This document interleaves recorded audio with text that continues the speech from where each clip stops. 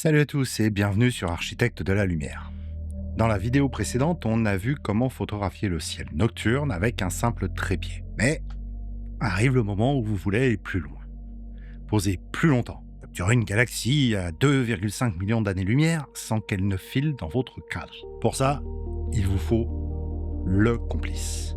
Une monture capable de suivre le mouvement de votre cible. Il en existe deux types principaux, la monture alt-azimutale et la monture équatoriale. Aujourd'hui, on décortique la première, l'alt-az, pour comprendre comment elle fonctionne, ses avantages et surtout ses limites. Vous êtes prêts ? Décollage vers les étoiles.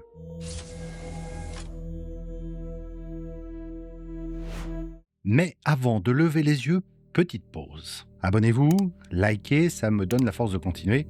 Et merci aux habitués pour vos encouragements, ça compte énormément pour moi. Alors, je précise pour les rigolos, je parle de monture astro, pas de monture de lunettes. Si les miennes sont de travers, c'est un pur hasard. Ok, la monture alt-azimutale, en fait, c'est la simplicité incarnée. Son nom vient de ces deux axes. L'altitude, le mouvement de haut en bas, l'azimut, de gauche à droite. C'est exactement comme votre tête, vous voyez. Vous voulez regarder quelque chose, vous levez la tête et vous tournez la tête. Simple, intuitif. C'est pour ça que la plupart des trépieds photo et télescopes d'initiation utilisent ce système. C'est juste votre trépied de la vidéo précédente, mais équipé de petits moteurs pour compenser la rotation de la Terre. Il y a un certain nombre d'avantages. C'est une installation rapide, une utilisation intuitive, moins chère et plus légère, parfaite pour l'observation visuelle. Génial, non ? Alors, il est où le piège ? En fait, le piège a un nom. La rotation de champ. Laissez-moi vous expliquer avec un exemple simple. Imaginez que vous vouliez photographier la nébuleuse du Cœur. Au début de la soirée, vous cadrez bien votre photo. La nébuleuse est pile comme vous le voulez, dans le cadre, bon endroit. Maintenant, regardons ce qui se passe au fil des heures. On rencontre un problème fondamental. Les étoiles ne se déplacent pas en ligne droite dans le ciel. Elles tournent en arc de cercle autour de l'étoile polaire, comme si le ciel était une gigantesque roue. Pour suivre ce mouvement circulaire, votre monture alt-az doit faire des micro-ajustements. Un peu à droite, un peu à gauche, un peu au-dessus, un peu en dessous. Et elle fait du mieux qu'elle peut. Et c'est là que ça coince. Oui, regardez, votre nébuleuse reste bien au centre du cadre. Mais pendant tout ce temps-là, tout le ciel continue de tourner autour du cadre, qui lui ne tourne pas. Résultat, après 4 heures de pause, votre nébuleuse a pivoté dans le cadre, complètement. Regardez, vous aviez cadré comme ça au début, maintenant elle est complètement de travers. Conséquence concrète, le cadrage se perd. Sur une longue session photo, votre composition initiale va progressivement dériver. Des parties de l'objet peuvent même sortir du cadre. Il faudra alors recadrer, perdre des pixels si précieux en photo astro. Deuxième problème, rappelez-vous la règle des 500 de la vidéo précédente. Même avec le suivi de la monture, chaque étoile va se transformer en petite virgule au lieu de rester un point parfait. Et là, c'est le drame. Vous vous retrouvez exactement dans la même situation qu'avec un simple trépied. Vous avez payé une monture pour rien.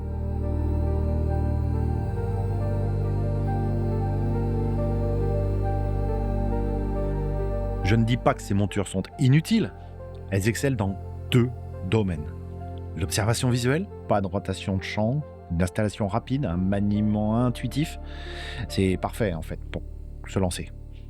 Deuxième domaine dans lequel elle excelle, c'est la photo planétaire. Plus précisément, les planètes du système solaire, comme la Lune et toutes les autres vraies planètes qu'il y a dans le système solaire. Pourquoi ? Parce qu'on ne fait pas de pauses longues. On enregistre des vidéos avec des pauses ultra courtes, quelques millisecondes. Du coup, pas de problème de filet d'étoiles. La rotation de champ, peu importe, les planètes sont rondes. Donc si vous centrez bien, vous ne perdrez rien de recadrage. Même les télescopes géants, comme le Very Large Telescope, utilisent des montures alt-az. Mais eux, ils ont un système qui fait pivoter le capteur pour compenser. Nous, en tant qu'amateurs, on n'a pas ça. On va faire sans. Alors récapitulons. L'alt-az, c'est simple et intuitif. Installation rapide, moins chère, parfaite pour l'observation et pour le planétaire. En revanche, elle a des inconvénients. On l'a vu, hein, la rotation de champ, ce qui rend les pauses à longue durée impossibles, parce que ça va trop tourner. Des étoiles en virgule dès qu'on dépasse quelques secondes de pause, une trentaine en moyenne, en fonction de la focale de l'optique. Alors, comment résoudre ce problème? Comment permettre à votre appareil de suivre exactement le mouvement circulaire du ciel sans avoir la rotation de champ? Eh bien, dans les années 1800, on a inventé une solution ingénieuse, un petit peu bizarre visuellement, mais diablement efficace.